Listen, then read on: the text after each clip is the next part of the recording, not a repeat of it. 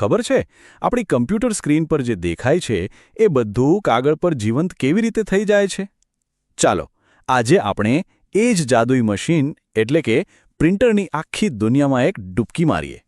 સાચું કહું તો આ કોઈ જાદુ જેવું જ લાગે છે ને. બસ એક ક્લિક કર્યું અને જે ફાઇલ સ્ક્રીન પર હતી એ સીધી આપણા હાથમાં. તો ચાલો આ જાદુ પાછળની ટેકનોલોજીને સમજીએ. તો આ આખા ખેલનો હીરો કોણ છે? એ છે પ્રિન્ટર. સિમ્પલ ભાષામાં કહીએ ને તો એ એક આઉટપુટ ડિવાઇસ છે. એનું કામ શું?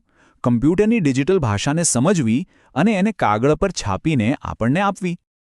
પણ એક મિનિટ, શું બધા પ્રિન્ટર એક સરખા હોય છે? બિલકુલ નહીં. એમને છે ને બે મોટા પરિવારોમાં વહેંચી શકાય છે. અને મજાની વાત તો એ છે કે બંનેની કામ કરવાની સ્ટાઇલ એકદમ અલગ છે. તો ચાલો મળીએ આ બે પરિવારોને. તો આ બંને પરિવારોમાં ફરક શું છે? ફરક છે એમની કામ કરવાની રીતમાં. જુઓ, ઇમ્પેક્ટ પ્રિન્ટર એ જૂના ટાઈપરાઇટર જેવું છે. ખટ ખટ ખટ શાહીવાળી રિબન પર પ્રહાર કરીને છાપે. જ્યારે બીજી બાજુ છે નોન ઇમ્પેક્ટ પ્રિન્ટર, એકદમ મોડર્ન. એ શાહીનો છંટકાવ કરે છે અથવા તો ગરમીનો ઉપયોગ કરે છે, અને એ પણ સાવ શાંતિથી. ચાલો તો સૌથી પહેલા મળીએ અવાજવાળા પરિવારને, એટલે કે ઇમ્પેક્ટ પ્રિન્ટર્સને. આ થોડી જૂની ટેકનોલોજી છે અને એમના નામ પરથી જ ખબર પડી જાય કે આ પ્રિન્ટ કરતી વખતે એટલો અવાજ કરે છે ને જાણે બાજુમાં કોઈ નાની ફેક્ટરી ચાલતી હોય. આ અવાજવાળા પરિવારનો સૌથી ફેમસ મેમ્બર એટલે ડોટ મેટ્રિક્સ પ્રિન્ટર. એનું કામ જોરદાર છે. એ સોય જેવી પિનથી શાહીની રિબન પર ટપ ટપ ટપ કરીને નાના નાના ટપકાથી આખા અક્ષરો બનાવે છે. હા, એનો અવાજ થોડો કાનમાં ખૂંચે એવો ખરો, પણ એનો પ્રિન્ટિંગનો ખર્ચ સાવ ઓછો હતો. એટલે જ તો બિલ અને રિપોર્ટ છાપવા માટે વર્ષો સુધી એ જ ચાલતું. પછી આવે છે આ જ પરિવારનો બીજો સભ્ય, ડેઝી વ્હીલ પ્રિન્ટર. આ તો સમજી લો કે જૂનું ટાઈપરાઇટર જ. એમાં એક ફૂલ જેવું ગોળ વ્હીલ હોય, એના પર બધા અક્ષરો છાપેલા હોય. જેવો સાચો અક્ષર સામે આવે કે તરત જ એક હથોડી એને શાહીની રિબન પર મારીને કાગળ પર છાપી દે. એકદમ સિમ્પલ. ઓકે, તો ઘોંઘાટવાળા પરિવારને તો મળી લીધું. હવે વારો છે એકદમ શાંત અને મોડર્ન પરિવારનો, એટલે કે નોન ઇમ્પેક્ટ પ્રિન્ટર્સનું. આ એ પ્રિન્ટર્સ છે જે આજે આપણે લગભગ બધે જ જોઈએ છીએ. આ શાંત પરિવારમાં સૌથી કોમન કોણ? Inkjet printer. એનું કામ કરવાની રીત એકદમ મસ્ત છે. સમજી લો કે એક નાનકડો પેઇન્ટ સ્પ્રેયર છે જે કાગળ પર શાહીના હજારો ઝીણા ઝીણા ટીપા છાંટીને રંગબેરંગી ફોટા અને ડોક્યુમેન્ટ્સ તૈયાર કરે છે. એટલે જ તો આજે મોટાભાગના ઘરોમાં તમને આ જોવા મળશે. પછી આવે છે લેઝર પ્રિન્ટર.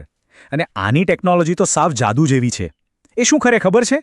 એ લેઝર લાઇટથી કાગળ પર એક અદૃશ્ય ઇમેજ બનાવે. પછી ટોનર નામનો એક ખાસ પાવડર એના પર ચોંટી જાય અને ગરમીથી એક કાયમ માટે છપાઈ જાય. એટલે જ તો એ ફટાફટ અને એકદમ ચોખ્ખું પ્રિન્ટ કરે છે. ઓફિસોમાં તો આ જ રાજ કરે છે. અને હવે મળો એક એવા પ્રિન્ટરને જેને શાહી જોઈતી જ નથી. હા, સાચું સાંભળ્યું. આ છે થર્મલ પ્રિન્ટર. એ તો ગરમીનો જાદુ ચલાવે છે. એ એક ખાસ કાગળ પર ગરમ પેનથી લખે છે ને એટલે કાગળનો રંગ જ બદલાઈ જાય છે. આપણે દુકાનમાંથી જે બિલ લઈએ છીએ કે એટીએમમાંથી જે સ્લિપ નીકળે છે એ બધું આનાથી છપાયેલું હોય છે. તો ચાલો ફટાફટ રીકેપ કરી લઈએ. ઘરમાં રંગીન ફોટા છાપવા હોય તો ઇન્કજેટ, ઓફિસમાં ફટાફટ કામ કરવું હોય તો લેઝર, અને શાહી વગર બિલ અને રસીદો માટે થર્મલ. જોયું, આ ત્રણેય પ્રિન્ટર આજે આપણી લાઈફનો કેટલો જરૂરી ભાગ બની ગયા છે. પણ વાર્તા અહીં પૂરી નથી થતી. પ્રિન્ટિંગની દુનિયા માત્ર કાગળ સુધી નથી. હવે આપણે એવા કેટલાક સ્પેશિયલ પ્રિન્ટર્સને મળવાના છીએ જે એવા કામ કરે છે કે જેની આપણે કલ્પના પણ ના કરી હોય. તૈયાર છો? અને આ જુઓ, 3D પ્રિન્ટર. આ કોઈ સામાન્ય પ્રિન્ટર નથી. આ તો એક ક્રાંતિ છે. એ કાગળ પર નથી છાપતું. એ તો પ્લાસ્ટિક જેવા મટીરિયલના લેયર પર લેયર ચડાવીને આખીને આખી વસ્તુ જ બનાવી દે છે. રમકડા, ઘરની વસ્તુઓ, અરે મેડિકલ પાર્ટ્સ પણ, જે પહેલાં સાયન્સ ફિક્શન ફિલ્મોમાં જોતા હતા, એ હવે રિયલ લાઈફમાં પોસિબલ છે.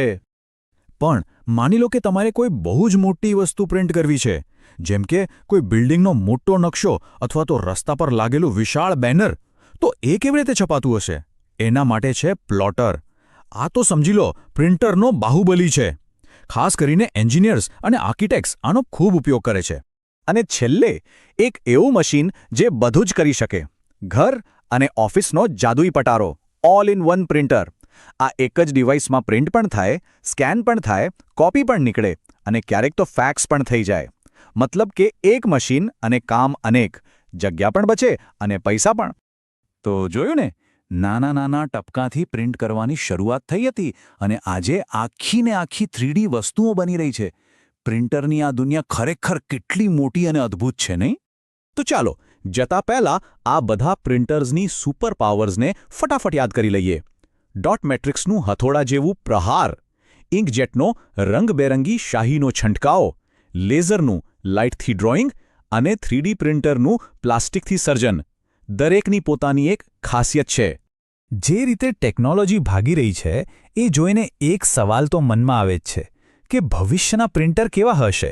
શું એ આપણા માટે ખાવાનું પ્રિન્ટ કરશે કે આપણા કપડાં બનાવશે કે પછી કંઈક એવું બનાવશે જેનું આપણે અત્યારે સપનું પણ નથી જોઈ શકતા? વિચારો તો ખરા.